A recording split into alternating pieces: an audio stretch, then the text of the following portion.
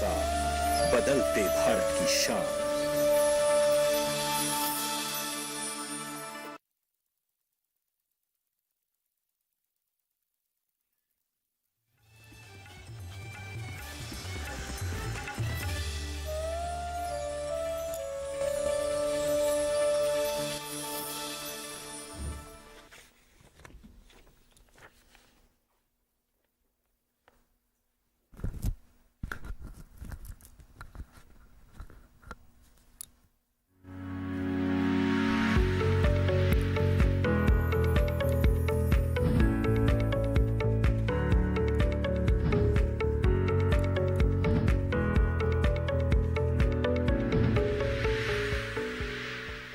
नमस्कार, आप देख रहे हैं दूरदर्शन किसान। स्वागत है आप सभी का हमारे लाइव फोन इन कार्यक्रम हेलो किसान में।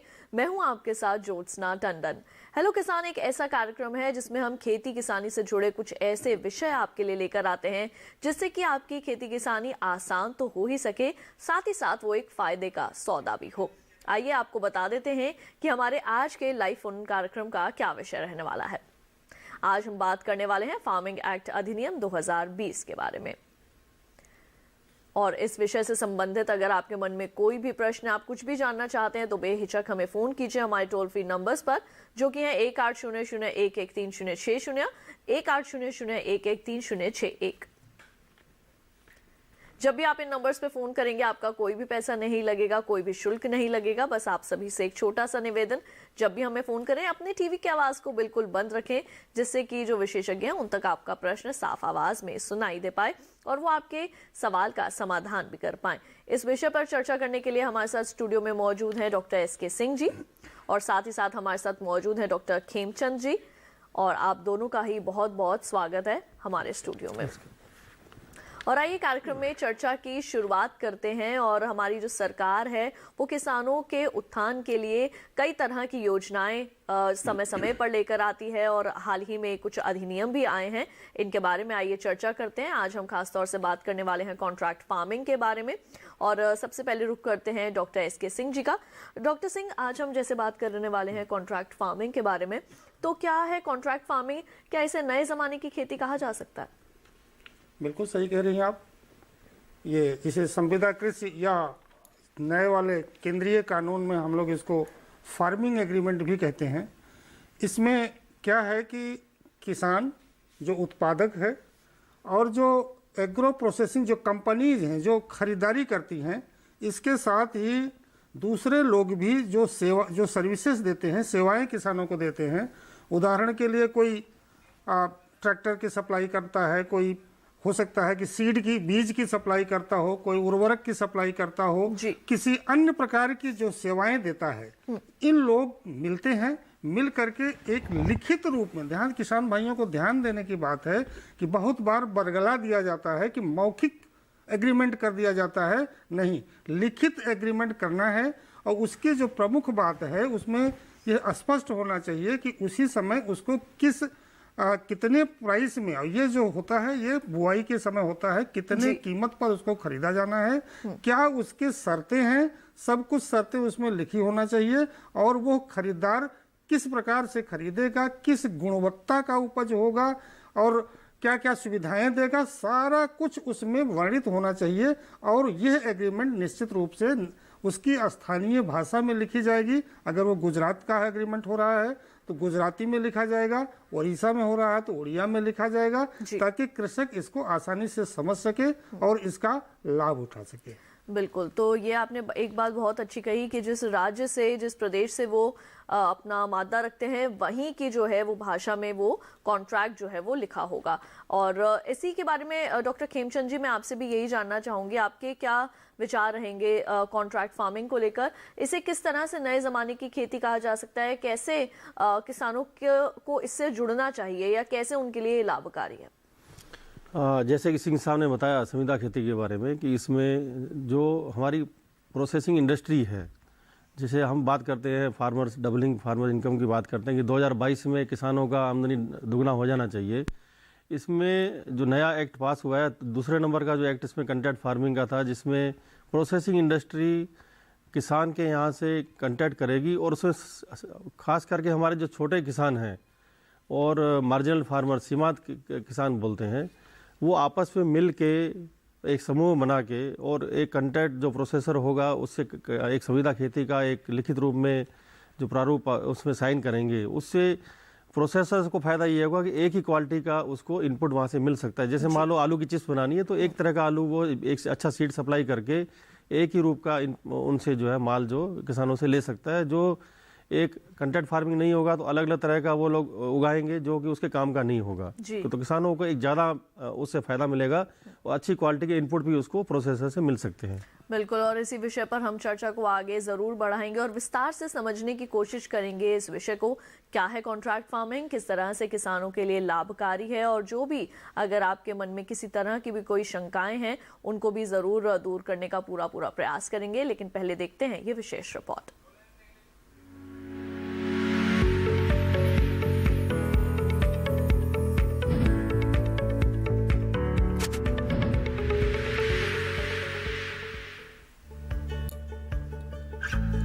कृषि के विकास और किसानों को आत्मनिर्भर बनाने के लिए प्रधानमंत्री श्री नरेंद्र मोदी के नेतृत्व वाली सरकार ने पिछले 6 वर्षों में कई कदम उठाए हैं। कीमत आश्वासन और कृषि सेवा पर करार अधिनियम 2020 भी इन्हीं महत्वपूर्ण कदमों में से एक है। कृषि में सुधार के लिए सरकार ने कृषि उपज की बिक्री की व्यवस्था में कई अहम बदलाव किए हैं और सरकार का ये उद्देश्य है कि एक राष्ट्र एक बाजार जैसी स्थिति बने। कृषक कीमत आश्वासन और कृषि सेवा पर करार अधिनियम 2020 का मकसद कृषि बाजार को उदार बनाना है। अब किसान उपज से खाद्य उत्पाद बनाने वाले प्रोसेसर्स, व्यवसाय कंपनियां, थोक और फुटकर विक्रेताओं और निर्यातकों के साथ कृषि उपज की बिक्री के लिए सीधे करार या व्यावसायिक समझौता कर सकते हैं। करार हो जाने के बाद फसल की अच्छी पैदावार के लिए जरूरी साधनों या इनपुट्स उपलब्ध कराने की पूरी जिम्मेदारी खरीदार की होगी। अधिनियम के लागू होने से अब फसल की पैदावार के दौरान फसल पर किसान का मालिकाना हक बना रहेगा। वहीं किसानों को उपज की बिक्री पर होने वाला खर्च भी नहीं देना पड़ेगा, यानी किसानों के मुनाफे में पहले के मुकाबले खासी बढ़त होगी। फसल का बीमा तो कराया ही जाएगा, साथ ही जरूरत होने पर किसान वित्तीय संस्थानों से कर्ज भी ले सकेंगे। इतना ही नहीं, किसानों को मौसम की जोखिम और बाजार के उतार चढ़ाव से भी सुरक्षा मिलेगी। ये अधिनियम अनुबंधित किसानों को नियमित और समय पर भुगतान की सुविधा भी देता है। कृषि में हुए इन सुधारों से किसानों को काफी फायदा होगा।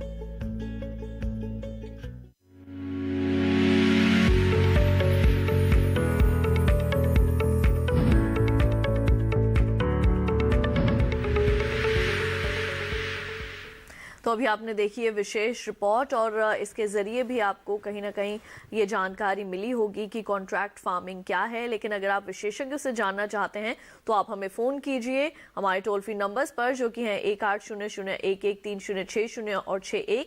जब भी आप फ़ोन करेंगे आपका कोई भी पैसा नहीं लगेगा। बस आप सभी से एक छोटा सा निवेदन, अगर आप कॉन्ट्रैक्ट फार्मिंग के संबंध में कुछ भी जानना चाहते हैं और फ़ोन करेंगे तो अपने टीवी की आवाज़ को बिल्कुल बंद रखिएगा और तभी आप अपना प्रश्न पूछेंगे तो हमारे विशेषज्ञों तक आपका प्रश्न साफ आवाज़ में सुनाई दे पाएगा। डॉक्टर खीमचंद जी, मैं आपसे ये जानना चाहूँगी कि किस तरह से कॉन्ट्रैक्ट फार्मिंग के जो लाभ हैं वो हमारे किसान ले सकते हैं, इसके बारे में क्या जानकारी देना चाहेंगे? कैसे कॉन्ट्रैक्टर्स के साथ या कंपनीज के साथ वो जुड़ के अपनी आय में इजाफा कर सकते हैं? आपने बहुत अच्छा क्वेश्चन पूछा। जैसे मैंने पहले ही बताया कि जो कॉन्ट्रैक्ट फार्मिंग में हमारे ऐसे जो किसान की जीन्स है, जैसे मान लो फल और सब्जियां हैं, उसमें काफ़ी बड़ा नुकसान हो जाता है अगर उसका टाइम से सेल नहीं होता है, क्योंकि जब प्रोडक्शन बहुत ज़्यादा आता है उसमें काफ़ी रेट डाउन हो जाते हैं। कॉन्ट्रैक्ट फार्मिंग से एक पहले से प्री एग्रीमेंट जो एक होता है किसानों के बीच में और कंपनी के बीच में, उससे एक प्राइस जो रेट होता है उसका पहले से फिक्स हो जाता है कि इस दाम पर ये दाम उसको मिलना ही मिलना है। और अगर बाद में मार्केट क्रैश भी कर जाता है, रेट डाउन भी आ जाते हैं, तो भी उस एग्रीमेंट के हिसाब से जो कंपनी होगी उसको किसान का माल खरीदना ही पड़ेगा। तो किसान जो एक रिस्क होती है, प्राइस की जो रिस्क है, उससे बच जाता है। और सरकार ये चाह रही है कि जो देश में कम से कम 20 से 25% नुकसान जो फल और सब्जियों का होता है, जो एक जो प्रोडक्शन होता है और फाइनली जो कंज्यूमर के पास में आता है, उसमें बीच में काफ़ी बड़ा नुकसान होता है, नष्ट हो जाते हैं। उसको रोकने के लिए भी हमारी जो प्रोसेसिंग इंडस्ट्री है, यहाँ के जो बड़े जो उद्योग है, उनको इसमें लाना, प्राइवेटाइजेशन करना बहुत ज़रूरी है। हम सिर्फ मंडियों के भरोसे नहीं रह सकते हैं। तो एक अल्टरनेट चैनल है जो अधिनियम दूसरा जो पास किया गया है 2020 में, उसमें डायरेक्ट जो है ये कंपनियां जो हैं, प्रोसेसर्स जो हैं, किसानों से एग्रीमेंट कर सकती हैं। और फार्मर्स प्रोड्यूसर ऑर्गेनाइजेशन बनाने की बात भी कही गई है, जिसमें 10,000 फार्मर्स प्रोड्यूसर ऑर्गेनाइजेशन बनाने की बात, नाबार्ड के थ्रू ये बनाने की बात कही गई है। तो उसमें ये किसान समूह बना के जो है उसमें 300 किसान तक उसमें एक FPO बना सकते हैं जी। और एक कॉन्ट्रैक्ट करने के बाद में कंपनी से एक एग्रीमेंट होगा। और सबसे ज़्यादा फायदा इसमें मैं कहूँगा जो हमारे छोटे किसान, सीमांत किसान हैं, जो बहुत छोटा उत्पाद होने की वजह से बाजार में नहीं जा सकते हैं या ट्रांसपोर्ट खर्चा वहन नहीं कर सकते हैं, उनको बहुत ज़्यादा फायदा होगा। उनको अच्छी तकनीक के इनपुट्स भी मिलेंगे, अच्छा बीज मिलेगा और तकनीकी जानकारी भी कंपनी को देनी पड़ेगी उसमें। और जो भी उत्पादन होगा कंपनी उसको बाद में उस रेट पर खरीदेगी, तो प्राइस रिस्क भी खत्म होगा और नई तकनीक की वजह से उनका उत्पादन भी बढ़ेगा। कुल मिला के इससे किसानों की आय बढ़ेगी और हमारा जो सरकार का उद्देश्य है 2022 में आमदनी दुगनी करने का, वो उद्देश्य भी पूरा होगा। और कस्टमर जो हमारे जो है उनको भी एक सही दाम में और ये जो उत्पाद मिलेंगे। और बीच में नुकसान जो देश को हो रहा है, जैसे मैंने 20 से 25% नुकसान फलों का, सब्जियों का हो जाता है, पेरिशेबल कम्युनिटी में ज़्यादा नुकसान होता है, इस नुकसान से भी देश बच जाएगा। जी डॉक्टर सिंह, क्या इसे ये कहा जा सकता है कि जो हमारे किसान हैं और जो हमारे कॉन्ट्रैक्टर्स हैं या जो कंपनियां हैं, वो एक दूसरे के साथ कंधे से कंधा मिलाकर आगे बढ़ेंगी? ये जो अधिनियम लाया गया है, इसका आधार ही ट्रस्ट है।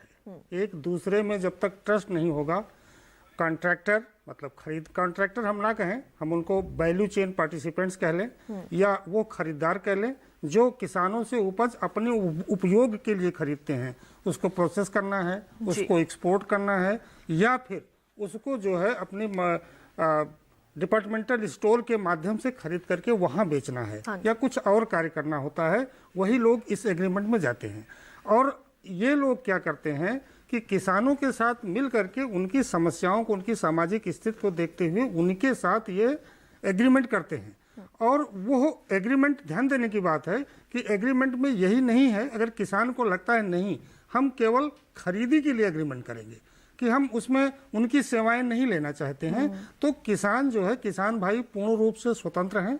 उनको लगता है कि हम खरीदी के लिए, केवल बाइंग के लिए एग्रीमेंट करते हैं, वह कर सकते हैं। उनको लगता है नहीं, हम खेत की तैयारी से लेकर के उसमें जितने आदान हैं, जिसे हम इनपुट कहते हैं, उर्वरक कहते हैं, खाद कहते हैं, बीज कहते हैं, उनको सप्लाई करने के लिए। क्योंकि महत्वपूर्ण बात है कि जब हम इनकम डबल करने की बात करते हैं तो हमको 4 पिलर पर ध्यान देना पड़ेगा। वो पिलर ये है कि किसानों को उनके जो उत्पादन लागत है वो कम करना पड़ेगा। आप देखते होंगे किसान भाई जब पेस्टिसाइड खरीदने दुकान पे जाते हैं तो जितनी उसकी कीमत हो उसकी डबल उसका मूल्य लिखा होता है। वो होलसेल में खरीदा जाए तो 20 रुपया का चीज 10 रुपया मिल जाता है। तो उसको अगर ये संविदा के खेती वाले जो एग्रीमेंट के स्पॉन्सर्स हैं, जिसे हम बोलते हैं, ये लोग थोक में सप्लाई करेंगे तो सस्ता में मिल जाएगा। इसको किसान भाई देखें कि गाजर उनको लगाना है, गाजर का सीड अगर लाएंगे तो 20-20 रुपये में 5-5 ग्राम 2-2 ग्राम की पैकेट मिलती है। लेकिन गाजर उगाने वालों का अगर एक समूह क्लस्टर बना दिया जाए और उनको जोड़ दिया जाए वैल्यू चेन ऑपरेटर से या इस तरीके से स्पॉन्सर से या कंपनी से कि नहीं ये है आपको होलसेल में खरीद के देंगे, तो वो सस्ते में मिल जाएगा, तो लागत कम हुई, उत्पादकता, चूंकि तकनीक का प्रयोग किया जाएगा, स्मार्ट फार्मिंग होगी तो उत्पादकता बढ़ेगी। और सबसे महत्वपूर्ण बात है कि मार्केट एंड प्राइस का जो रिस्क है उनके साथ वो समाप्त हो गया। पहले से तय हो गया कि नहीं भाई यहाँ पर इन शर्तों पर ये चीज लिया जाना तय है। नहीं तो होता क्या था कि लोग आजकल 2 ही चीज, एमएसपी एमएसपी एमएसपी, अभी एमएसपी को दिमाग से किसानों को निकालने की जरूरत है और इन हाई वैल्यू क्रॉप्स पर एग्रीमेंट करके अच्छा पैसा बनाने की जरूरत है, अपनी आय को अधिक से अधिक बढ़ाने की जरूरत है। और इससे जैसा डॉक्टर साहब ने बताया नुकसान तो कम होता ही है, क्योंकि उसमें बहुत सारे एक्सपर्ट लोग होते हैं कंपनियों के साथ, वो एग्रीमेंट में आते हैं। लेकिन सबसे महत्वपूर्ण बात है ये दोनों के बीच में जब तक ट्रस्ट नहीं होता है, जब तक आपस में समझ नहीं होती है, तब तक थोड़ा मुश्किल होता है। और समझ के बाद ये काम आसानी से चल जाता है। और मैंने देखा है कि बहुत सारे किसान व्हाइट ओनियन और इसका बार्ले का करके एग्रीमेंट करके बहुत अच्छा पैसा कमा रहे हैं। बिल्कुल। तो वहीं दूसरी ओर जो विदेशी सब्जियां हैं उनको भी जो है अब वो धीरे धीरे हमारे जो उपभोक्ता हैं उनको पसंद करने लग गए हैं। तो अगर पारंपरिक फसलों की बजाय अगर आप विदेशी सब्जियां भी उगाना चाहते हैं, इनके बारे में भी हम आगे ज़रूर बात करेंगे कि किस तरह से आप जो हमारे कॉन्ट्रैक्टर्स हैं या जो हमारी कंपनियां हैं उनके साथ मिलकर किस तरह से आप विदेशी सब्जियों का भी उत्पादन अपने देश में बढ़ा सकते हैं। इस विषय पर जरूर बात करेंगे, लेकिन फिलहाल वक्त तो चला एक छोटे से ब्रेक का। जल्द लौटेंगे वापस। देखते रहिए दूरदर्शन किसान।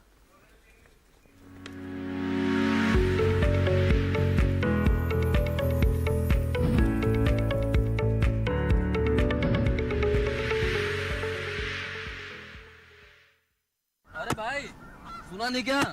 केसीसी ने किसानों का जिंदगी बदल दिया है। देश के छोटे किसान 1,60,000 रुपये तक का कर्ज बिना किसी गारंटी को ले पाएंगे। ब्याज खोरों से भी पीछा छुटा। मैं तो जैविक खेती का पूरा सामान मंगा लिया। केसीसी का भी कोई दबाव नहीं है। ब्याज चुकाने के लिए पूरा 1 साल मिलता है। समय पर भुगतान करने पर केवल 4% के सालाना ब्याज पे लोन मिल गया मुझे। अपना आधार कार्ड, लेटेस्ट फोटो और जमीन के कागजात लेके अप्लाई करो बस। और नामांकन भरने के लिए जेब भी ढीली नहीं करनी पड़ी।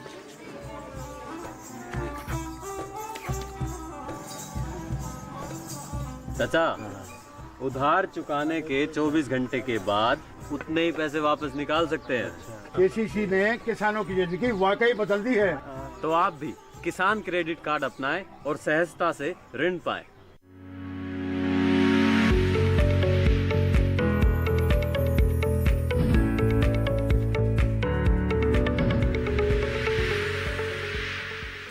ब्रेक के बाद एक बार फिर आप सभी का स्वागत है हमारे लाइव फोन कार्यक्रम हेलो किसान में, जहां पे आज के कार्यक्रम का विषय है फार्मिंग एक्ट अधिनियम 2020। आज हम बात कर रहे हैं कॉन्ट्रैक्ट फार्मिंग के बारे में।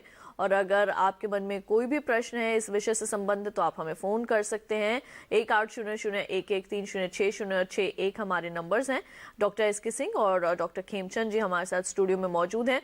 इसी के साथ हमारे पहले कॉलर जो है वो फोन लाइन पर मौजूद है, रणवीर सिंह जी रोहतक हरियाणा से। आइए उनका सवाल जानते हैं। हेलो रणवीर जी, आपका बहुत बहुत स्वागत है हमारे कार्यक्रम में। अपना सवाल पूछिए, क्या जानना चाहते हैं? मैं ये पूछना था, ये जो कृषि कानून बनाया है जी, अपने टीवी की आवाज को अगर आप बंद कर देंगे तो हमें आपका प्रश्न साफ आवाज में सुनाई दे पाएगा। कृषि कानून में किसानों का समूह जरूरी है, जिस तरह छोटे मध्यम किसान है जी। मैं चाहूंगी आप अपना प्रश्न फिर से दोहराएं। जो कृषि कानून बनाया है उसमें छोटे मध्यम किसान है जी, जिस तरह 2 एकड़ 5 एकड़ वाला वो कंपनी से समूह बना के कॉन्टेक्ट करेंगे या खुद भी एक छोटा किसान भी कर सकेगा। अब समूह तो वैसे नहीं बनते जी, पारिवारिक भी संबंध आपस में नहीं रहते। गांव में समूह कैसे मुश्किल है जी बनना है। तो एक परिवार इकट्ठा नहीं रहता, संयुक्त परिवार टूट जाते हैं जी। उस समूह के साथ अगर कॉन्टेक्ट कितने समूह होना चाहिए? 10 किसानों का, 15, 20 का जी। अच्छा, आप ये जानना चाहते हैं कि जिनके परिवार इकट्ठे नहीं रहते, अगर वो दूसरे किसानों के साथ समूह बना के ये करना चाहते हैं तो क्या वो कर सकते हैं या नहीं? समूह बनना जी मुश्किल लगा है ना जी। अच्छा, जिसका समूह बनना भी मुश्किल है, अगर कोई अकेले करना चाहता है तो? हाँ जी बिल्कुल। डॉक्टर सिंह, अकेला जिस तरह करना था वह 1-2 किसान बिल्कुल जी। हम आपका प्रश्न समझ चुके हैं रणवीर जी। डॉक्टर सिंह आपके प्रश्न का उत्तर देंगे। सबसे महत्वपूर्ण बात है कि जो इसमें खरीदार होते हैं, जिसे हम कहते हैं कि वो आपके साथ एग्रीमेंट में आएंगे, तो उनको खरीदारी के लिए भी एक पर्याप्त मात्रा में उपज की ज़रूरत होती है। अगर उन्होंने प्रोसेसिंग प्लांट लगा दिया है तो प्रोसेसिंग चटनी बनाने का या कोई भी बड़ा प्लांट लगाया है तो उनको उतनी उपज चाहिए। अगर आपके पास ही पर्याप्त खेत है और उनको लगता है कि उनको अपनी पर्याप्त मात्रा में उससे उपज आपकी मिल जाएगा, तो 1 किसान हो या 2 किसान हो, इससे कोई फर्क नहीं पड़ता है। वो लोग आपके साथ समझौता करेंगे, मसौदा तैयार होगा, समझौता करेंगे और करके आपको इसके योजना का लाभ ले सकते हैं। बिल्कुल। तो रणवीर जी, हम उम्मीद करेंगे कि आपका जो प्रश्न था, आपकी जो समस्या थी, उसका समाधान डॉक्टर सिंह ने यहाँ पर कर दिया है। डॉक्टर खेमचंद जी, अब मैं आपके पास आना चाहूंगी, और जैसे कि ब्रेक पर जाने से पहले मैंने कहा था कि जो विदेशी सब्जियां हैं उनका उत्पादन भी अब धीरे धीरे हमारे देश में जो है वो बढ़ने लगा है। तो क्या कॉन्ट्रैक्ट फार्मिंग के अंदर किसानों को कुछ नया भी सीखने को मिलता है कि जैसे अगर वो विदेशी सब्जियों का या विदेशी फलों का उत्पादन करना चाहें तो क्या इस तरीके की चीजें भी उनके लिए कामयाब हैं? आपने काफ़ी अच्छा क्वेश्चन पूछा। अभी तक किसान परंपरागत खेती करते हैं या फल और सब्जियां हमारे यहाँ देश में जो होती हैं उन्हीं की खेती करते आए हैं, लेकिन जो विदेशी सब्जियां हैं उसके लिए आपको एक मार्केट भी चाहिए। तो कंट्रैक्ट फार्मिंग में सबसे बड़ी बात है कि जो आप उत्पादन करना बहुत आसान है, लेकिन उसको बेचना बड़ा मुश्किल होता है। कंट्रैक्ट फार्मिंग में इसको सुपरमार्केट चेन होगी, जैसे दिल्ली, बॉम्बे, कलकत्ता, मद्रास, बड़े मेट्रो सिटीज़ हैं जहाँ पर डिमांड रहती है जो विदेशी सब्जियां हैं। लोग जागरूक भी होते हैं, उनको कुछ लोग बाहर विदेश से भी आते हैं, वहाँ उनको फूड हैबिट्स में बदलाव आता है। तो कंट्रैक्ट फार्मिंग होने के बाद में एक निश्चित तौर से उसको जो विदेशी सब्जियों का बीज है, उसका उत्पादन की तकनीक जो है, उसके बाद में उसको बेचना जी, वो एक सही रेट पर मिलना उसका। नहीं तो क्या होगा कि आपने पता लगा कि विदेशी सब्जी उगा ली लेकिन आपको उसका रेट अच्छा नहीं मिला, तो आपको नुकसान, मार्केट नहीं मिल रही है, मार्केट नहीं मिला तो बहुत बड़ा नुकसान हो जाएगा। इसलिए वहाँ पर कंट्रैक्ट फार्मिंग बहुत ज़रूरी है। और काफ़ी विदेशी सब्जियां अभी आप जाएंगे बड़े बड़े स्टोर्स पर आपको मिल भी जाती हैं, ऑफ सीजन सब्जियां भी मिलती हैं, तो उसमें कंट्रैक्ट फार्मिंग का काफ़ी बड़ा रोल है। और किसानों का निश्चित रूप से अगर वो खेती करेंगे विदेशी सब्जियों की तो उनकी आमदनी भी इससे बढ़ेगी। बिल्कुल। इसी के साथ हमारे साथ अगले कॉलर जो है वो मौजूद है, आइए उनका सवाल जानते हैं। हेलो जी, हेलो जी, आपका बहुत बहुत स्वागत है कार्यक्रम में। आपका नाम जानना चाहूंगी? मेरा नाम रोहित है। जी रोहित जी, आप उत्तर प्रदेश से बात कर रहे हैं, अपना सवाल पूछिए, क्या जानना चाहेंगे? रोहित जी, अपना प्रश्न पूछिए। जालौन से हैं हम, जालौन। बिल्कुल जी, मेरा सर फार्मिंग अधिनियम के बारे में आप जो बता रहे हैं उसके बारे में जानकारी चाहिए थी, मतलब क्या चीजें हैं। कॉन्ट्रैक्ट फार्मिंग के बारे में आप जानना चाहते हैं कि ये क्या है? हाँ हाँ बिल्कुल। डॉक्टर सिंह, बिल्कुल। आप जानते हैं कि छोटे छोटे किसान जो होते हैं, जिनकी कम जोतें होती हैं, 2 हेक्टेयर से कम जोत होती हैं, वो जो किसानी के उत्पादन करने की तकनीक है उसको नहीं लगा पाते। एक साधारण भाषा में अगर समझा जाए कि अगर आपको कल्टीवेटर या ट्रैक्टर प्रयोग करना है तो अगर कई किसान मिल जाएंगे तो उसका आप आसानी से प्रयोग करके अपनी जो उत्पादन की लागत है वो घटा लेते हैं। और दूसरी बात यह है कि आप छोटी छोटी उपज के लिए कोई खरीदार नहीं मिलता है, तो वहाँ पर खरीदारी के लिए भी लोग उपलब्ध हैं। तो आपने कहा ये है क्या? ये कुछ नहीं है, यह एक कानूनी व्यवस्था की गई है। नहीं तो होता क्या कि मान लीजिए कॉन्ट्रैक्टर, या कह लीजिए कि जो एग्रीमेंट कंपनी, कॉन्ट्रैक्टर वर्ड हम नहीं इस्तेमाल करेंगे, जो कंपनी आई है, जो वैल्यू चेन वाले आए हैं, वो आकर के आपसे खरीदी करते और भाग जाते, फिर आपके पास क्या होता? पेमेंट आपका नहीं करते। तो ये कानून बनाया गया है कि यदि पेमेंट नहीं करेंगे तो आप जो है वहाँ के नज़दीक के एसडीएम के यहाँ जा कर के उनके खिलाफ एक वाद दायर कर देंगे। वो आपका पेमेंट ही नहीं दिला देंगे, जितने का भुगतान होगा उसका 1.5 गुना। अगर वो 500 रुपया लेकर भागे हैं तो 750 रुपया उनकी व्यवस्था कर दी जाएगी। और आपने समझौता किया कुछ और वो लागू करते कुछ। इसलिए ये कानून लाया गया है, कानून का ढांचा दिया गया है किसानों के हित में कि उनको एक लिखित तरीके से समझौता हो जाए, कैसे कैसे खेती की जानी है, कौन कौन से तकनीक का प्रयोग किया जाना है, कैसे कैसे वो माल को खरीदेंगे। आपकी कीमत भी फिक्स करने का उसमें तरीका बताया गया है कि कैसे कैसे आपको जब बुआई के समय कीमत फिक्स की जाएगी तो वो भी लिखित में होगी कि इस तरीके से ये कीमत फिक्स की गई है।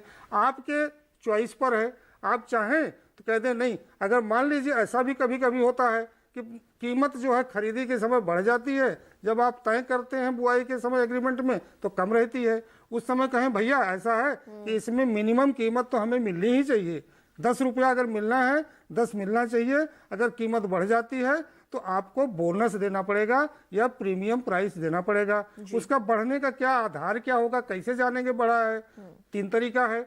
आप चाहे नज़दीक की मंडी में अगर प्राइस कीमत बढ़ी है तो उसको देख लें, या कोई आजकल ऑनलाइन चल गया है, ऑनलाइन ट्रेडिंग प्लेटफॉर्म पर बढ़ी है तो उसको देख ले, या सामान्य बाजार में अगर मूल्य बढ़ा है तो उसको भी संदर्भित करके आपको जो है मूल्य उसमें फिक्स किया जा सकता है। आपके दिमाग में आ रहा होगा जरूर कि ये वैल्यू चेन वाले या ये कंपनियां मिलेंगी कहाँ, क्योंकि ये स्वाभाविक प्रश्न है कि सब कुछ आसमान में बात हो रही है। तो इनके लिए खुद यहाँ पर एक सिस्टम डेवलप किया जा रहा है और उनको एक कहाँ कहाँ किस किस उपज की वैल्यू चेन है। वैल्यू चेन का मतलब ये देखना पड़ेगा कि टमाटर कितनी एरिया में उग सकता है, कौन सी जमीन, कौन सी एरिया ऐसा जहाँ टमाटर हो सकता है, कौन सी ऐसी एरिया जहाँ सफ़ेद क्या नाम के प्याज हो सकती है, कहाँ पर बासमती राइस चावल हो सकता है। तो ये जब उनको जानकारी होगी तो स्वतः उनके आदमी जाकर के आपसे संपर्क साधेंगे और ऐसे किसानों को जोड़ने का प्रयत्न करेंगे जो कि उनके साथ समझौते में शामिल हो सकें। तो आपको ये सुविधा मिल गई है और उसके एग्रीमेंट का प्रारूप भी हमारे वेबसाइट पर रख दिया गया है। तो अगर आप जब समझौता करते हैं तो किस उपज किस उत्पाद के लिए करते हैं वो भी देख कर करें। और मेरा एक सलाह किसान भाइयों को है, जब भी इस एग्रीमेंट में जाएं तो आप पहली लाइन से लेकर के अंतिम लाइन तक उससे कहें कि पढ़ के सुनाओ आपने इसमें क्या लिखा है, उसके बाद ही उससे हस्ताक्षर करें, तब आपको पूरा लाभ मिलेगा। बिल्कुल। वहीं रोहित जी, मैं भी आपसे ये कहना चाहूंगी कि आप लगातार अभी हमारा कार्यक्रम देखते रहिए, क्योंकि अभी हम आगे भी कुछ और विषय हैं जिनके ऊपर चर्चा करेंगे और ये उम्मीद करेंगे कि ये तमाम जो बातें हैं वो अगर आप करना चाहते हैं कॉन्ट्रैक्ट फार्मिंग तो वो आगे आपके जरूर भविष्य में काम आएंगी। हमारे साथ योगेश जी जो है वो सतना मध्य प्रदेश से मौजूद है फोन लाइन पर। आइए उनका सवाल जानते हैं। हेलो हेलो योगेश जी, आपका बहुत बहुत स्वागत है कार्यक्रम में। सवाल पूछिए, क्या जानना चाहेंगे? जी मैम, मेरे दो सवाल हैं। मेरा पहला सवाल है कि जैसे किसान ने कॉन्ट्रैक्ट किया कंपनी से, अब मान ले किसी कारणवश वो उस कंपनी को नहीं बेचना चाहता, तो क्या कॉन्ट्रैक्ट के बाद किसान बेचने के लिए बाध्य है? और दूसरा सवाल है कि जो एक देश और एक मंडी का प्रावधान किया गया है। जी हेलो जी जी, तो उसमें जब किसान अपने नजदीकी मंडी तक नहीं ले जा पाता अपना उत्पाद, तो दूसरे राज्य तक जो उसका ट्रांसपोर्टेशन का खर्च आता है वो उसको कैसे वहन कर पाएगा? तो क्या इसके लिए कोई शासन की तरफ से भी दूसरी योजना है? बिल्कुल। डॉक्टर सिंह, मैं चाहूंगी आप इनका दोनों ही प्रश्नों का उत्तर दें। हाँ, आपने दो प्रश्न किया जी, और दोनों ही बड़े अच्छे प्रश्न हैं। प्रथम प्रश्न क्या था इनका? जी, पहला प्रश्न का ये था कि अगर किसी कंपनी के साथ इनका कॉन्ट्रैक्ट हो जाता है और ये बाद में उस कंपनी को जो अपना उत्पाद है वो नहीं बेचना चाहते, तो क्या ये उसके साथ बाध्य है? हाँ, आप बिल्कुल बाध्य नहीं है। ये किसानों को उसमें सुविधा दी गई है कि किसान चाहे तो इसमें जो व्यवस्था है और माल अपना ना बेचना चाहे तो उसको ना बेचे, लेकिन ये सुविधा जो है खरीदार को नहीं दी गई है। खरीदार अगर एग्रीमेंट कर लिया, एग्रीमेंट बन गया, तो उसको निश्चित तौर पर एग्रीमेंट की शर्तों के अनुसार उसको खरीदारी करनी ही पड़ेगी। जी, क्लियर हो गया। दूसरा इनका मुद्दा था राष्ट्रीय बाजार का, तो हमारे किसान भाई शायद इसको समझने में थोड़ा फेर कर रहे हैं। राष्ट्रीय बाजार का मतलब यह नहीं है कि आप अपनी उपज एक बैलगाड़ी में भरिए या एक ट्रॉली में भरिए या एक ट्रक में भरिए और देश के एक कोने से उठाइए दूसरे कोने में ले जाइए, ये मतलब नहीं है। राष्ट्रीय बाजार का ये मतलब है कि आपकी उपज कहीं भी है और कहीं का देश के किसी भी कोने का खरीदार उसको खरीद सकता है। मंडी व्यवस्था की मैं बात बताऊं तो पहले मान लीजिए एक उदाहरण देकर अपनी बात को आपको समझाने का प्रयत्न करते हैं कि अगर कोई बासमती राइस करनाल से खरीदना चाहता है और खरीदार है बंगलोर में, वो बासमती राइस सीधे किसान से नहीं खरीद सकता था। पहले उसको खरीदने के लिए वहां आना पड़ता, या उस नहीं आता तो दूरभाष के माध्यम से वहां के कमीशन एजेंट से संपर्क साधता, कमीशन चार्जेस देकर वो खरीदारी करता। लेकिन यह राष्ट्रीय बाजार विकसित होने के बाद अब वहां बैठा हुआ जो खरीदार है वो सीधे ऑनलाइन या ऑफलाइन, मतलब ट्रेडिंग प्लेटफॉर्म के माध्यम से या फिजिकली, अब किसी के बीच में संपर्क करने की जरूरत नहीं है। किसान से खरीदी करके वो अपना सामान ले जा सकता है। आपकी बात बिल्कुल सही है कि किसान 200 किलोमीटर, 500 किलोमीटर, 1000 किलोमीटर ट्रक लेकर के या ट्रॉली लेकर के जाएगा तो उसको और महंगा पड़ेगा। और इसका एक कारण था, मैं एक सेकंड में अपनी बात को रखूंगा, कि इससे प्रतिस्पर्धा बढ़ाना था। कि अब आप अगर मंडी सिस्टम, आपकी बातों से लगता है कि आप मंडी सिस्टम को अच्छे से समझते हैं। मंडी सिस्टम में जब आप अपनी उपज ले जाते थे, हीप वहाँ लगाते थे, तो खरीदार 4-5 वहाँ इकट्ठा होते थे। वो पहले से तय होता था कि आप इतने प्राइस से ज़्यादा मत लगाना, वो इस हीप का इतने प्राइस से ज़्यादा मत लगाना। लेकिन जब उसमें से एक खरीदार उस मंडी में ही नहीं है, वो दूसरे मंडी में है, तो दूसरे प्रदेश में है, तो उनमें आपस में तय ही नहीं हो सकता है कि इस प्राइस को इतने से ज़्यादा नहीं लगाना। तो इस तरीके से इस व्यवस्था में, जिसे राष्ट्रीय बाजार आप समझ रहे हैं, आपको प्रतिस्पर्धी और अच्छा मूल्य मिलेगा। बिल्कुल। और इसी के साथ अमित जी हमारे साथ जुड़ चुके हैं गौतम बुद्ध नगर उत्तर प्रदेश से। मैं चाहूंगी हम उनका सवाल भी शामिल करें कार्यक्रम में। हेलो। हाँ जी अमित जी, आपका बहुत बहुत स्वागत है कार्यक्रम में। अपना सवाल पूछिए, क्या जानना चाहते हैं? मैम, ये जो हम कॉन्ट्रैक्ट पे खेती होती है उसके बारे में हमें मतलब हम करना चाह रहे हैं, कॉन्ट्रैक्ट कंपनी कहाँ से मिलेगी हमें? बिल्कुल डॉक्टर खेमचंद जी, मैं चाहूंगी आप इसका उत्तर दें कि कंपनी के साथ ये कैसे जुड़ सकते हैं। आपने काफ़ी अच्छा क्वेश्चन पूछा। अब आप किस चीज़ की खेती करना चाहते हैं उस पर निर्भर करता है। जैसे अलग अलग एरिया में लोग कोई विशेष फसल उत्पाद के लिए वो मशहूर हो जाते हैं। अब आपके एरिया में आप किसी फल की खेती करना चाहते हैं, सब्जी की खेती करना चाहते हैं, और उसमें भी जो कंपनियां हैं वो उस एरिया के एग्रो क्लाइमेटिक रीजन के हिसाब से जो चीज़ हो सकती है वो अपने आप ही आपको उस एरिया में अप्रोच करती हैं कि हम इस एरिया में एक प्रोसेसिंग प्लांट लगा रहे हैं या ये खेती करना चाह रहे हैं। और उसमें जो हमारे विकास के विभाग जो हैं वो भी उसमें प्रचार प्रसार करते हैं।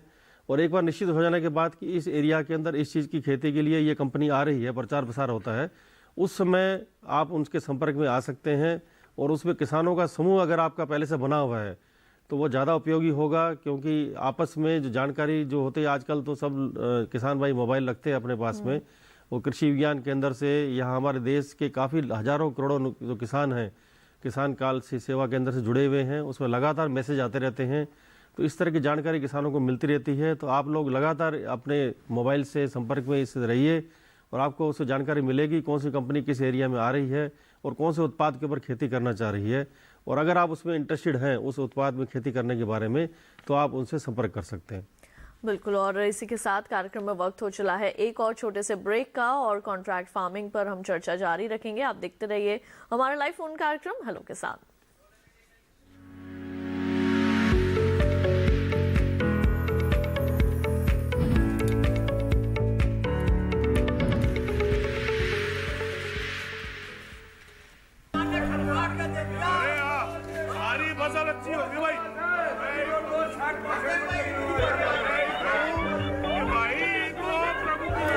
और अब एक जरूरी सूचना, देश के कुछ राज्यों में किसानों द्वारा बड़े पैमाने पर पराली जलाने से आसमान में धुंध छा गई है। लाखों लोगों को सांस लेने में तकलीफ हो रही है।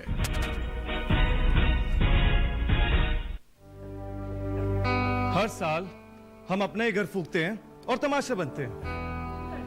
ना, मैं ना मानता। ये काम तो बरसों से होता आ रहा है, अब ऐसा क्या नया आ गया? ये देख लो हमारे रतन काका, पिछले साल की पराली जलाने से जो इनकी खांसी उठी थी ये अब तक चल रही है। और तो और हमारे सोना उगलने वाली धरती भी बंजर पड़ रही है। बेटा, तुम्हारी बात मान भी ले, पर एक बात बताओ कि पराली को ठिकाने लगाने में भी तो लागत आती है, और ये आग जलाने से ये काम आसानी से हो जाता है। काका ये बात ना रही, हम कह रहे हैं। देखो मेरे पास कुछ मशीनों की तस्वीरें भी हैं, मैं तुम्हें दिखाता हूं। ये देखो, ये है हैप्पी सीडर, ये है मल्चर, ये है जीरो टिल ड्रिल, ये है स्ट्रॉ चॉपर, ये है रिवर्सिबल मोल्ड बोर्ड प्लॉ, और ये है रोटावेटर। ये सारी मशीनें अब 50% अनुदान पे मिल रही है। और तो और कस्टम हायरिंग केंद्र लगाने पर सरकार से 80% का अनुदान भी मिलेगा। और ये संकल्प हमारे प्रधानमंत्री जी का है कि अब पराली कोई न जलाए और आधुनिक मशीनों का इस्तेमाल कर पराली खेत में मिलाए और मिट्टी की गुणवत्ता को बढ़ाए।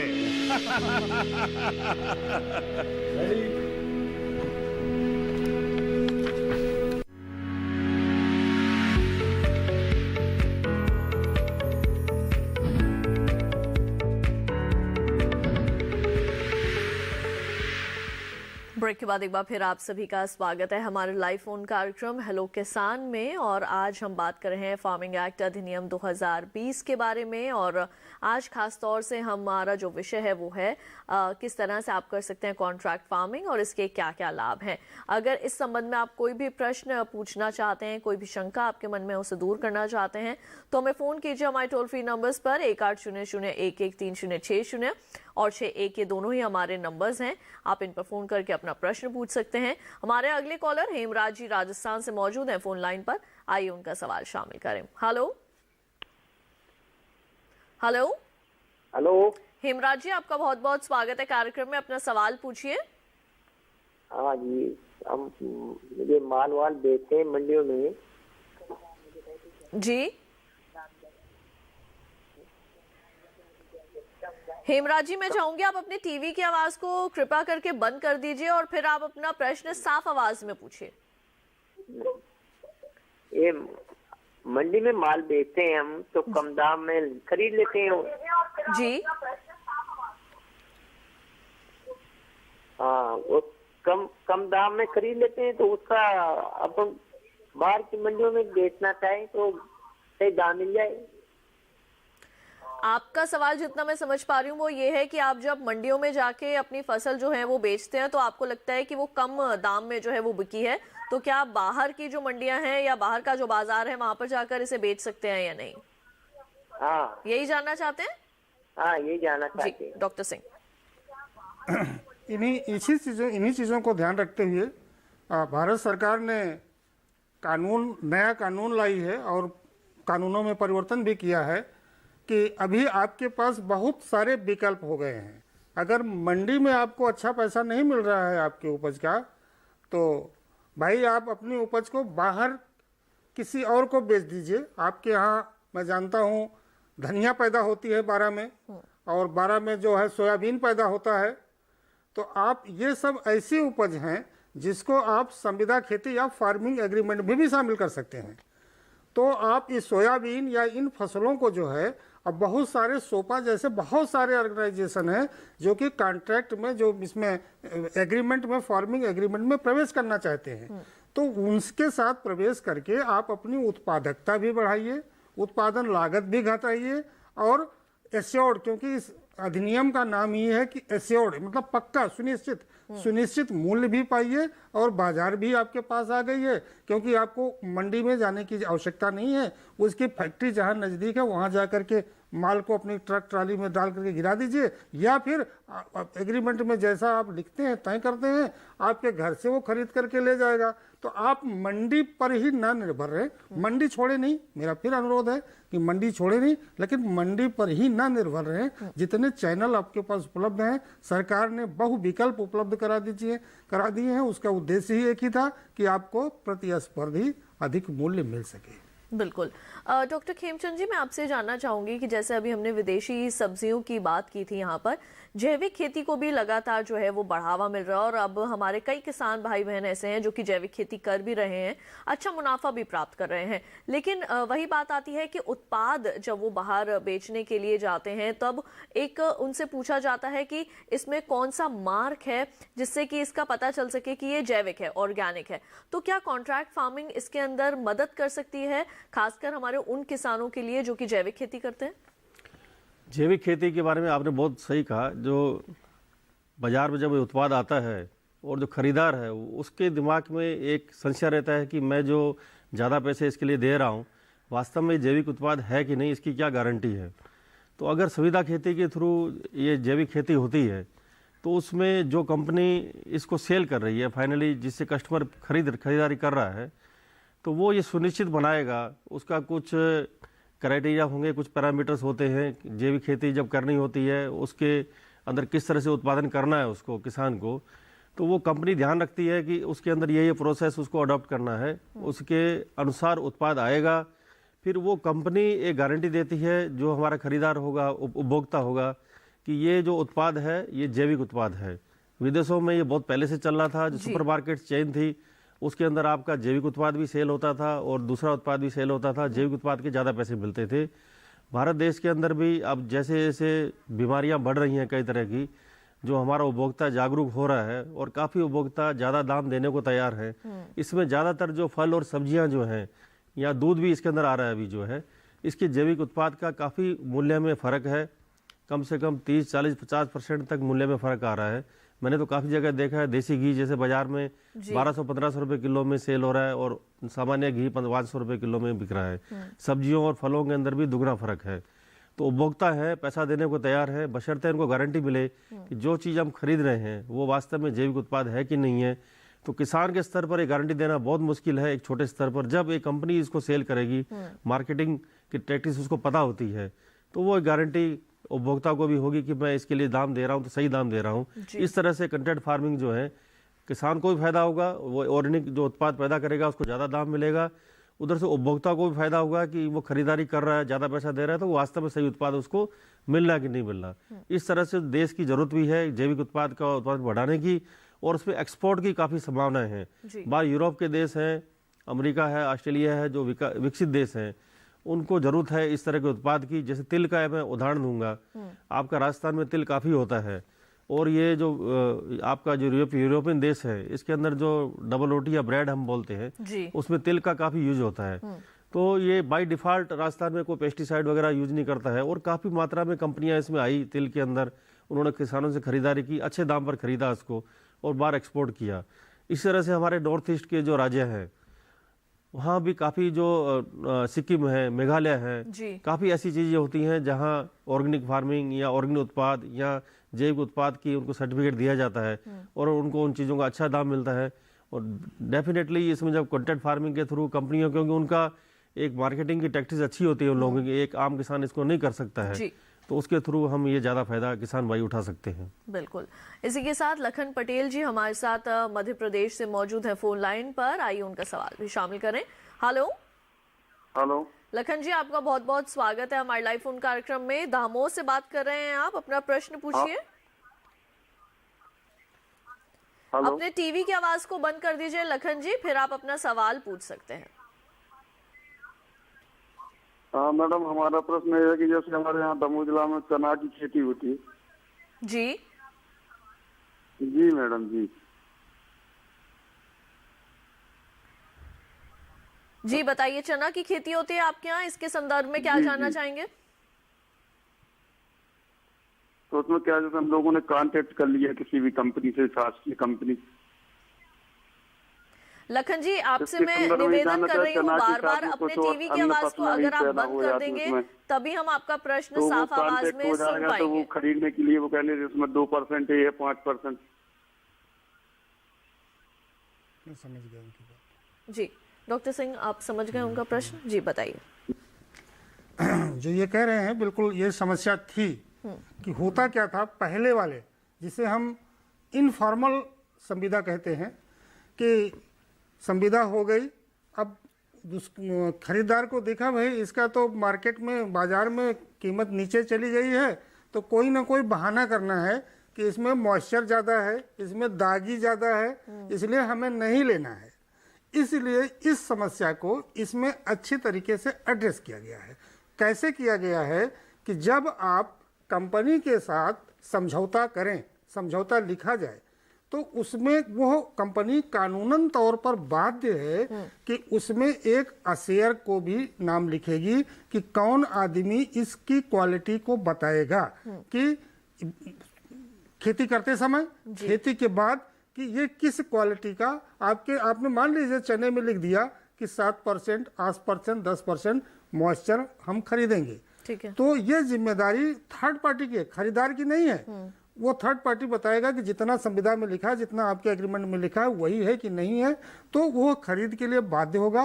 वो कोई भी हिला हवाली नहीं कर सकता है कि आप में मॉइस्चर नहीं, कम है, ज़्यादा है, आप में कोई और कमियां हैं। तो इस चीज़ से किसान भाई बिल्कुल निश्चिंत हो जाएं। ये चूंकि अधिनियम में ही व्यवस्था कर दी गई है, तो जो अधिनियम में व्यवस्था कर दी गई है वो एग्रीमेंट में करना ही करना पड़ता है। बिल्कुल। और इसी के साथ वक्त हो चला है एक और छोटे से ब्रेक का, जल्द लौटेंगे वापस और चर्चा को आगे बढ़ाएंगे। देखते रहिए हमारा लाइव फोन कार्यक्रम हेलो के साथ।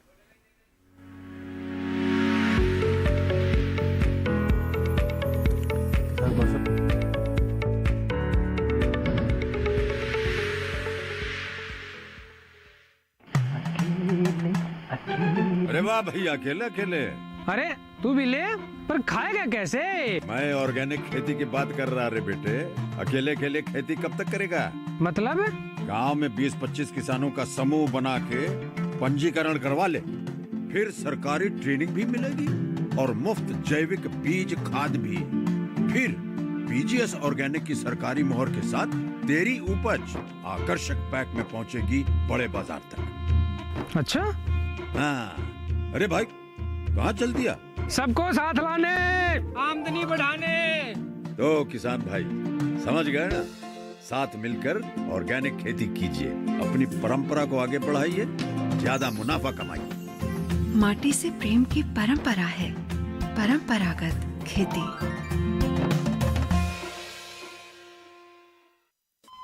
अरे सुन तो। मुझे क्या सुनाना चाहते हो? जो सुनाओ मेरी सौतन को। किसको? अरे वही तुम्हारा मोबाइल फोन जिससे सुबह शाम दिन रात चिपके रहते थे और कहते थे किसान कॉल सेंटर से बातें हो रही हैं। अच्छा ये बात है। हाँ क्यों, क्या हुआ? अब बात नहीं होती क्या? अब तो झट से बात हो जाती है। ऐसा क्या? हाँ, अब तो ज्यादा लाइनें और खास तकनीक के कारण खेती के माहिरों से तुरंत बात हो जाती है। और अगर कभी लाइन व्यस्त हो तो अपनी समस्या फोन पर रिकॉर्ड करा दो, वहाँ से फोन आ जाता है और समस्या की हल का मैसेज भी आ जाता है। ये देखो आ गया। अरे वाह, इसका मतलब इंतजार की घड़ी अब खत्म। हाँ। तभी मैं सोचूं कि आजकल मुझ पर इतना प्यार क्यों आ रहा है। कृषि संबंधी समस्याओं का अपनी भाषा में तुरंत हल पाने के लिए पूरे भारत में किसी भी फोन से हेल्पलाइन नंबर पर संपर्क करें। किसानों का दोस्त किसान कॉल सेंटर।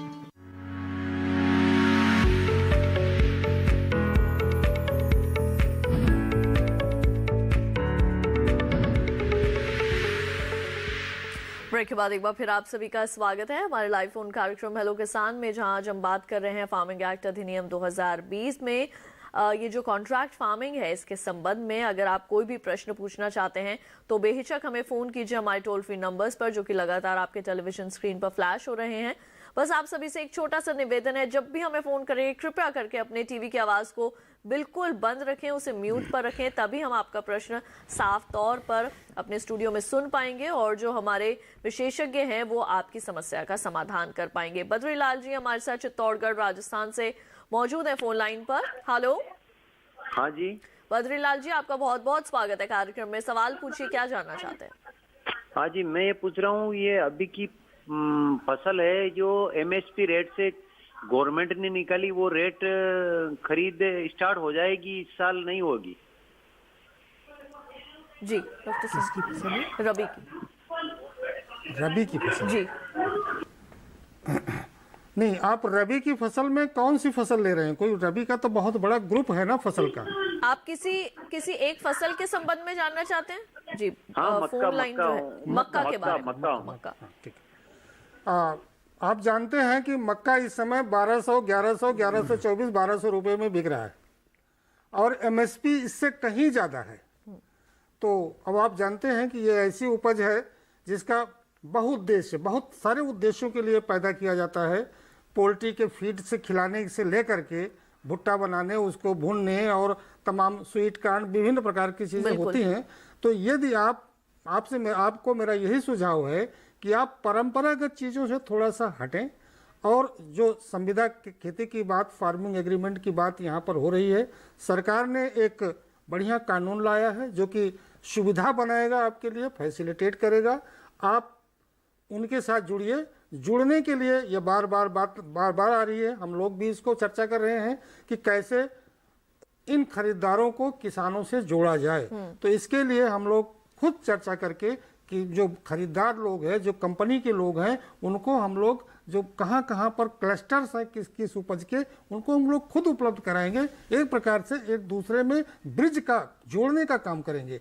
तो मेरा आपसे अनुरोध रहेगा कि आपसे और सभी किसान भाइयों से कि एमएसपी के ही भरोसे ना रहें। एमएसपी तो है ही है, मिनिमम सपोर्ट प्राइस, न्यूनतम समर्थन मूल्य है वो। तो आप अधिकतम मूल्य के बारे में क्यों नहीं बात करते हैं? तो आप उसका अधिक से अधिक मूल्य पाएं, उसका रास्ता आपके सामने है। ये खेती। इस तरीके से आप एग्रीमेंट करें और बुआई के समय ही फिक्स कर लें भैया एमएसपी से नीचे हमको नहीं देना है, तो आपकी एमएसपी तो पक्का हो गई ना, उसके ऊपर बोनस मिले या प्रीमियम प्राइस मिले तो और भी मिलेगा। बिल्कुल। और क्योंकि अब हमारे पास समय कम है तो कुछ ऐसी भ्रांतियां भी हैं जो कि हमारे किसानों के मन में उठ रही हैं और मैं चाहूंगी कि हम उनका भी जो है उसके बारे में भी बातचीत कर लें। डॉक्टर खेमचंद जी, मैं यहाँ पर आपसे ये जानना चाहूंगी कि हमारे कई किसान भाई बहन ऐसे हैं जिनको ये भ्रांति है कि कॉन्ट्रैक्ट फार्मिंग करने के बाद जो उनकी जमीन है उस पर कब्जा कंपनियों का हो जाएगा, तो ये किस हद तक सही है या केवल ये भ्रांति है और किसानों को इससे घबराने की कोई जरूरत नहीं है? आपने काफ़ी अच्छा क्वेश्चन पूछा। ये जो भ्रांतियां हैं इसे काफ़ी ऐसे लोग फैलाते हैं जो सरकार को बदनाम करना चाहते हैं और जो नए कानून हैं इससे जो किसानों को फ़ायदा होने वाला है उसको नहीं होने देना चाहते हैं। कंट्रैक्ट फार्मिंग में बिल्कुल साफ लिखा हुआ है जो भी किसान इससे कंपनी के कंट्रैक्ट में आएंगे उसमें किसी भी तरह से जो ज़मीन होगी उसमें कंट्रैक्ट ख़त्म होने के बाद में वो कंपनी का कब्जा नहीं होगा, वो किसान की ही ज़मीन रहेगी। बहुत स्पष्ट रूप से इसमें समाचार के माध्यम से भी और उसमें जो स्पष्ट रूप से वेबसाइट पे जाके भी देख सकते हैं, किसी भी तरह से किसान इसमें अपनी ज़मीन नहीं खोएगा। सिर्फ ये है कि किसान उस कंपनी के कंट्रैक्ट में रहेगा अच्छे बीज के लिए, अच्छी खाद के लिए, अच्छी तकनीकी जानकारी के लिए, जिससे कि जिस तरह का उत्पाद कंपनी को चाहिए वो उत्पाद उसको मिल सके। क्योंकि प्रोसेसिंग इंडस्ट्री को प्रोसेस करने के लिए एक ही क्वालिटी का उत्पाद चाहिए, वो तभी निश्चित हो सकता है जब किसान उसकी तकनीकी जानकारी के हिसाब से उस खेती को करेगा। मान लो कोई पोटैटो चिप्स का प्लांट लगाया है तो उसको एक स्पेशल क्वालिटी का पोटैटो आलू उगाना चाहिए, तो आलू उसको किसान से उगाने के लिए बीज देगा और तकनीकी जानकारी देगा। अब मान लो उसके संपर्क में 300, 400, 500 किसान हैं, वो जब उसका कंट्रैक्ट पूरा हो जाएगा, आलू उसको बिक जाएगा, तो ऐसा नहीं कंपनी उसकी ज़मीन पर कब्जा कर लेगी। किसी तरह से किसान को इस भ्रांति में नहीं रहना चाहिए और सरकार इसके बारे में किसानों के हित में काम कर रही है, काफ़ी जागरूक है और बिल्कुल भी डरने की ज़रूरत नहीं है। और मैं तो ये कहूँगा जो नए अधिनियम सरकार ने बनाए हैं उसमें कंट्रैक्ट फार्मिंग और प्रोसेसर्स को, वैल्यू चेन को किसान डेवलप करना, सरकार डेवलप करना चाह रही है, उसमें सरकार के साथ हाथ मिला के चले और ज़्यादा से ज़्यादा इसका फ़ायदा उठाएं। परंपरागत खेती से अब ज़्यादा फ़ायदा होने वाला नहीं है और एमएसपी के भरोसे भी ज़्यादा समय तक किसान नहीं रह सकते हैं। आपको परंपरागत खेती छोड़ के अलग तरह की खेती करनी पड़ेगी। और सरकार, क्योंकि इसमें अब मंडी को जो पहला अधिनियम है उसे मंडी से हटके आपको एक नया जो दूसरा कानून बनाया गया जिसमें होलसेलर्स हैं, प्रोसेसिंग प्लांट वाले सीधा आपसे परचेज कर सकते हैं या एग्रीमेंट कर सकते हैं, उसका ज़्यादा से ज़्यादा फ़ायदा उठाएं, तभी आपको एक नई तरह की खेती करेंगे, अच्छा पैसा मिलेगा। और जो प्रोसेसिंग वाले प्लांट वाले जो हैं उनको भी एक जगह से ज़्यादा उत्पाद मिलेगा, जिसको सीबीबी हो, क्लस्टर बेस्ड जो हम खेती की बात करते हैं, एक जगह क्लस्टर होगा, ज़्यादा उत्पाद होगा तभी कंपनी वहाँ पर आएगी। अगर एक दो किसान ही करेंगे तो वो कंपनी भी वहाँ पर नहीं आएगी जब तक ज़्यादा उस प्लांट की जो कैपेसिटी होगी उस कैपेसिटी को पूरा करने के लिए कुछ ज्यादा मात्रा में किसान एक साथ नहीं होंगे तभी फायदा होगा। बिल्कुल। और इसी के साथ आइए कार्यक्रम में जो हमारा आखिरी कॉल है उसे शामिल करते हैं। विक्रम जी हमारे साथ मौजूद है नारनौल हरियाणा से। हेलो विक्रम जी, आपका स्वागत है कार्यक्रम में। अपना सवाल पूछिए, क्या जानना चाहते हैं? मैम मेरा एक सवाल है, मेरे और तो सब बातें समझ में आ रही हैं जी, मेरे को एक बात समझ में नहीं आ रही। जो अपने सरकार ने जो नए कानून लाई है 3 जी, इन कानून में एमएससी का मेंशन किया है, भाई एमएससी से नीचे भी एजेंसियां नहीं खरीदेंगी। जी डॉक्टर सिंह, आपने तीनों कानूनों का हवाला दिया है, तो अगर पहले जिसे आप फार्मर्स ट्रेड कॉमर्स एक्ट कहते हैं, अधिनियम कहते हैं, उसमें तो इसको लिखने की कोई आवश्यकता नहीं थी, क्योंकि ये है एमएसपी से कुछ इसका लेना देना नहीं है, एमएसपी जैसे थी वैसे चलती रहेगी। दूसरी बात शायद आप कह रहे हैं इस फार्मिंग एग्रीमेंट का, कि जो जिसे हम संविदा कृषि या फार्मिंग एग्रीमेंट के नाम से जानते हैं, कि उसमें ये लिख दिया जाता कि एमएसपी के नीचे एग्रीमेंट नहीं होगा। आपका कथन ये है। मैं किसान भाइयों को ये बताना चाहता हूँ कि देश में किन फसलों पर एमएसपी है। 23 प्रमुख फसलों पर एमएसपी है और संविदा कृषि किसमें होती है? आप प्याज पर एमएसपी है? होती ही नहीं है। बैगन सब पर एमएसपी है? होती ही नहीं है। बासमती राइस पर है? होती ही नहीं है। जिन जिन फसलों पर कॉन्ट्रैक्ट फार्मिंग होती है, जिन जिन फसलों पर फार्मिंग एग्रीमेंट होता है, उसमें एमएसपी नहीं है। और आप क्यों सोचते हैं कि हम अपनी एमएसपी ही तय करेंगे? आप तो जब एग्रीमेंट करते हैं तो उनसे एक उसमें लिखा हुआ है कि आपके एग्रीमेंट करते समय उसमें एक एनेक्सर अनुलग्नक लगेगा कि प्राइस फिक्स करने के लिए, आपका कीमत फिक्स करने के लिए ये तरीका अपनाया जाएगा।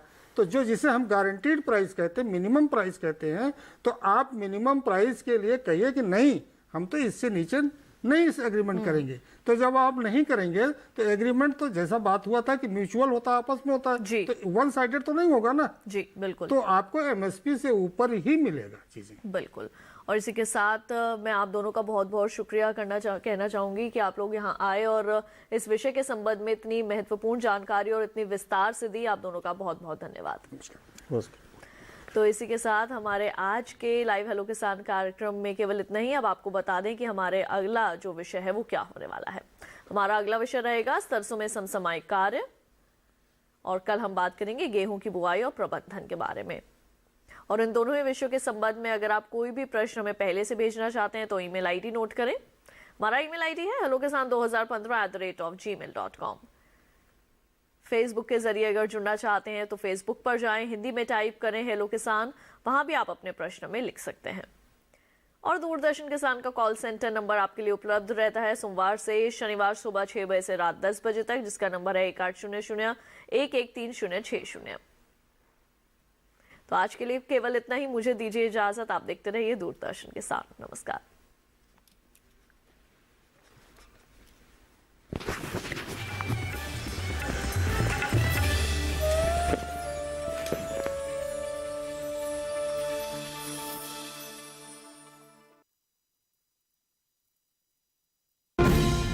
और कुछ बनना चाहते हैं, और मैं चाहती हूँ हमारे गांव के बच्चे को शिक्षा और चिकित्सा का अधिकार मिले। मुझे मेरे गांव का विकास करना है। इस गांव में रखा ही क्या है? मुझे तो शहर जाना है और बड़ा आदमी बनना है। हमें तो सिर्फ पैसा कमाना है। रास्ता सीधा हो या टेढ़ा। जहाँ सुमति तहाँ संपत्ति नाना, जहाँ कुमति तहाँ विपत्ति निधाना। किसके रोके रुका है सवेरा, सोमवार से शुक्रवार रात 9 बजे डीडी किसान चैनल पर।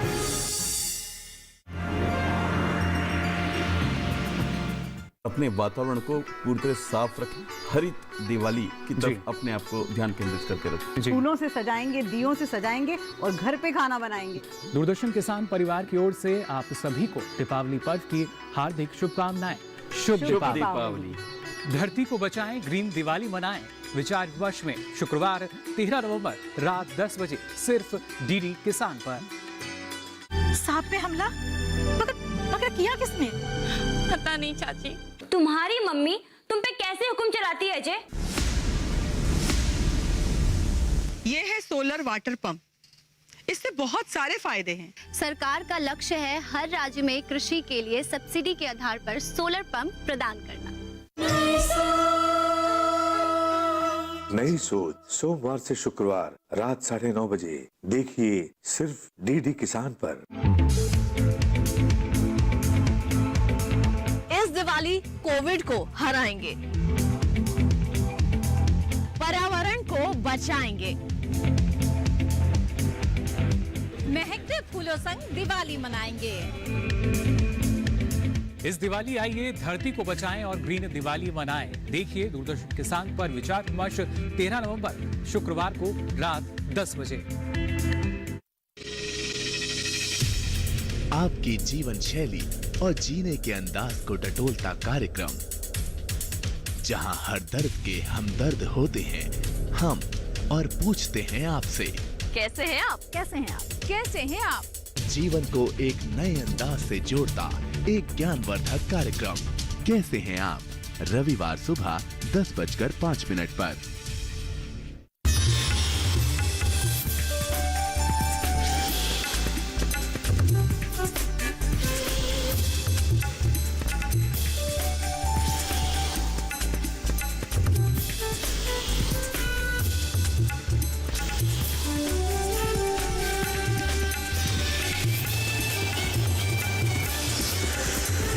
डीडी किसान, बदलते भारत की शान।